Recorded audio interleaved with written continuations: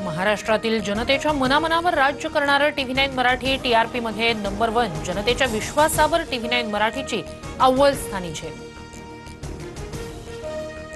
Hyderabad गॅझेटच्या GR विरोधातील विनीत धोत्रेंची याचिका हायकोर्टाने फेटाळली। जनहित याचिका ग्राह्य धरण्यास योग्य नाही, प्रत्येक गोष्टीला आव्हान देता येत नाही, हायकोर्टाकडून स्पष्ट।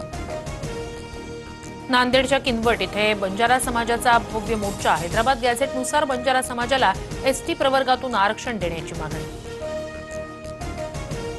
सॉफ्टवेअरचा वापर करत हजारो मतदार यादीतून हटवले। कर्नाटकच्या बाहेरचे मोबाईल नंबर मतदारांची नावं हटवण्यासाठी वापरले। महाराष्ट्र, हरियाणा, यूपीतही हीच परिस्थिती, राहुल गांधींचा आरोप।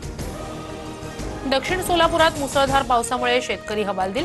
हातातोंडाशी आलेलं खरीप पीक पूर्णपणे पाण्याखाली। उडीद, तूर, सोयाबीन, मूग पिकात गुडघाभर पाणी साचलं। राहुल गांधींनी केलेले आरोप निराधार आणि चुकीचे। मुख्य निवडणूक आयुक्त ज्ञानेश कुमार यांनी राहुल गांधींचे आरोप फेटाळले। राज्यातील 30 जिल्ह्यात 17 लाख हेक्टरवरील पिकांचं नुकसान। नांदेड जिल्ह्याला सर्वाधिक फटका। अतिवृष्टीग्रस्त शेतकऱ्यांना सरकार तातडीनं मदत करणार, मुख्यमंत्री फडणवीसांचं आश्वासन।